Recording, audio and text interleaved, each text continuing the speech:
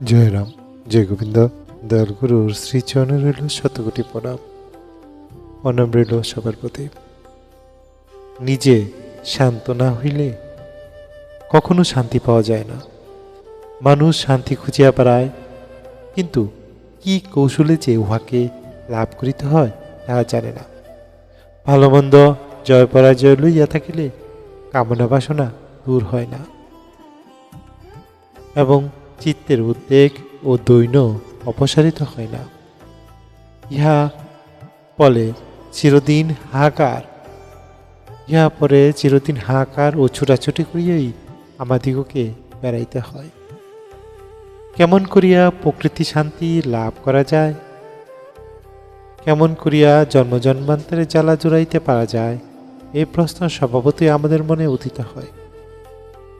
কিন্তু কয়জন ইহার মীমাংসা করিতে পারিয়াছেন? তিনি বলেন, নিত্যবস্তু বা স্বভাবের সঙ্গ না করিলে দুঃখের হাত হইতে এড়াইবার আর অন্য উপায় নাই। নিজের কর্তৃত্ব বুদ্ধি একেবারে বিসর্জন করিতে না পারিলে শান্তি লাভ করা অসম্ভব। নিত্যবস্তু কি? যাহাকে কোনো প্রকারে ত্যাগ করা যায় না, তাহাই নিত্য। যাহাকে ধরিয়া থাকিলে পাপ তাপ দুঃখ যন্ত্রণা ভয়ে পালাইয়া যায়, তাহাই নিত্য। এই নিত্য সেবা করাই কর্ম। প্রাণ নিত্য, যেহেতু তাকে ছাড়িয়া এক মুহূর্ত থাকা চলে না। যে প্রাণের জগতে আশ্রয় এবং যাহার ক্রিয়া বা স্পন্দনের বিরাম নাই, সেই প্রত্যক্ষ সিদ্ধ প্রাণ দেবতার সঙ্গ করিতে হয়। একটা কিছু আশ্রয় বা অবলম্বন না করিয়া সাধন ভজনে অগ্রসর হওয়া যায় না। কাজী যিনি সকল আশ্রয়, সর্বভূতের প্রাণ এবং সর্বব্যাপক, তাহারই আশ্রয় লইয়া ভজে তারে কৃষ্ণ নাহি ত্যাজে।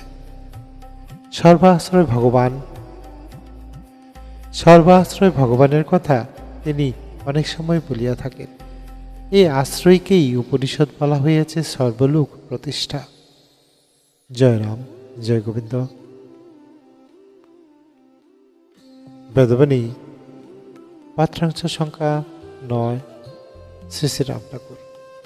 জয় রাম, জয় গোবিন্দ, দ্বিতীয় খণ্ড। হে গুরুদেব, সবার মঙ্গল করুন। আপনার আশীর্বাদ সবার উপর বর্ষিত হোক, আপনার আশীর্বাদে জগৎ আলোকিত হোক। সবাই খুব ভালো থাকবেন। জয় রাম, জয় গোবিন্দ। আমি সুব্রত মজুমদার, শ্রী শ্রী ঠাকুর চরণাশ্রিত। জয় রাম, জয় গোবিন্দ। সবার প্রতি অনুরোধ রইল আমাদের এই চ্যানেলটি লাইক, শেয়ার ও সাবস্ক্রাইব করার জন্য। আপনি যদি ফেসবুক পেজ থেকে দেখেন তাহলে পেজটি ফলো দেবেন। আপনাদের প্রতি বিশেষ অনুরোধ রইল। সবাই ভালো থাকবেন।